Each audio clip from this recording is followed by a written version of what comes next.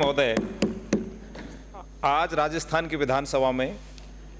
परिवर्तित बजट के संबंध में मेरे को बोलने का अवसर दिया, मैं बहुत बहुत धन्यवाद देता हूं। मैं इस सदन के माध्यम से ये कहना चाहूँगा कि माननीय मुख्यमंत्री भजनलाल जी ने और आदरणीय दिया कुमारी जी ने जिस प्रकार से राजस्थान की आम जनता को जो बजट पेश किया है,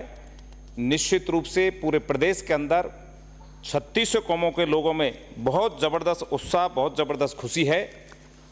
और मैं मानता हूं कि इसमें हर एक विधानसभा क्षेत्र में कहीं भी न पार्टी को देखा है न जाति को देखा है, सिर्फ प्रदेश का कैसे भला हो, उस दृष्टि से माननीय मुख्यमंत्री जी ने बजट जनता के बीच में रखा है। मैं आपको बहुत बहुत धन्यवाद देना चाहूँगा कि हमारी सरकार ने 10 तारीख को बजट पेश किया और आज 16 तारीख है। इन 5 दिनों के अंदर अंदर हमारे प्रभारी मंत्री और हमारे अधिकारियों के माध्यम से जो जो घोषणाएं हुई हैं विधानसभा क्षेत्रों में, उनमें भी तुरंत गति से कार्य प्रारंभ हो चुका है। मैं आपको बताना चाहूँगा, पूर्ववर्ती अशोक गहलोत जी की सरकार, मैं मेरे महुआ विधानसभा क्षेत्र में उदाहरण दूंगा, वहाँ करीब 2 उप तहसीलों की घोषणा हुई थी, 3 कॉलेजों की घोषणा हुई थी। वहाँ पर अभी तक ये पता नहीं है कि उप तहसील कहाँ हैं, कहाँ उप तहसीलदार बैठता है, कहाँ कॉलेजेज हैं, अभी तक कोई अता पता नहीं है। और कुछ कॉलेजों की जो घोषणा हुई है, उनको अपने चहेते विधायकों के मार्फत,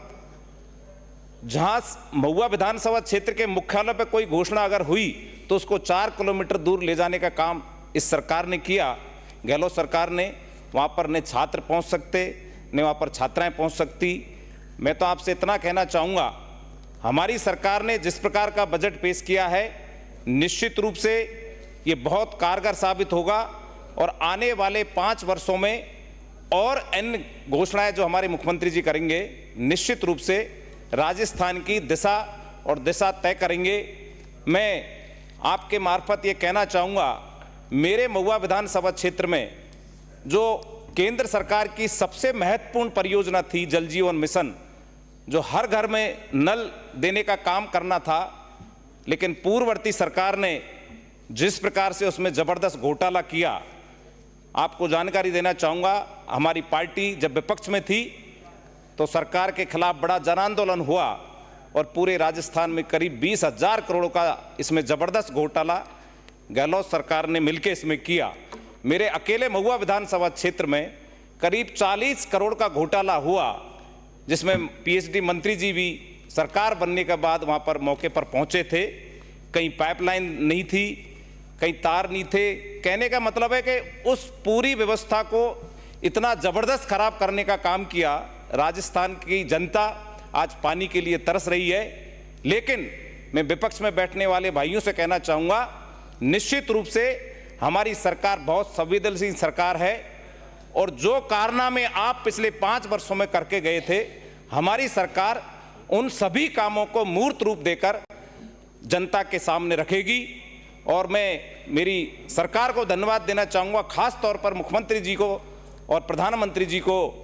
कि आदरणीय किरोड़ी लाल जी का जो सपना था 1989 से कि ईआरसीपी का पानी आम जनता तक कैसे पहुँचे,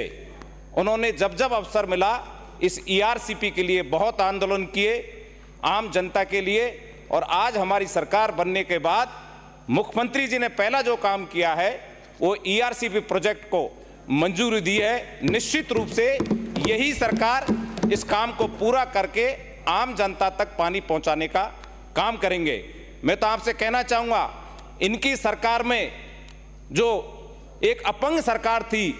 जिसमें निर्दलीय विधायकों का समर्थन था, उनको इतनी खुली छूट दी गई थी उस सरकार में, जो मात्र एक विधायक के कहने के अलावा क्षेत्र के अंदर आम जनता का कोई भी काम नहीं होता था। कोरोना काल के समय मैं मेरे महुआ विधानसभा क्षेत्र की बात करूंगा आपसे, वहां पर जब तक क्षेत्रीय विधायक मेडिकल अफसर को या हॉस्पिटल के सुपरिटेंडेंट को फोन नहीं करे, तब तक किसी को गैस का, ऑक्सीजन का सिलेंडर नहीं मिल सकता था। आम जनता जाए भाड़ में। इसलिए इन्हीं नकारा निकम्मी इनकी जो सरकार ने जो 5 साल कारनामे किए, भ्रष्टाचार चरम सीमा पर था, निर्दलीय विधायकों को वहाँ का एक मिनी मुख्यमंत्री बनाकर सत्ता सौंपने का इन्होंने काम किया। इसलिए मैं कहना चाहूँगा, ये जो इन्हीं के कारनामों से आज ये विपक्ष में बैठे हैं, निश्चित रूप से भारतीय जनता पार्टी की सरकार, हमारे प्रदेश के मुख्यमंत्री, क्योंकि वो संगठन से आते हैं और संगठन का व्यक्ति नीचे स्तर के एक एक व्यक्ति का दुख दर्द समझता है, इसलिए इस राजस्थान को हम सब मिलकर आगे बढ़ाने का काम करेंगे। इन्हीं शुभकामनाओं के साथ आज मुझे आपने अवसर दिया, इसका बहुत बहुत धन्यवाद।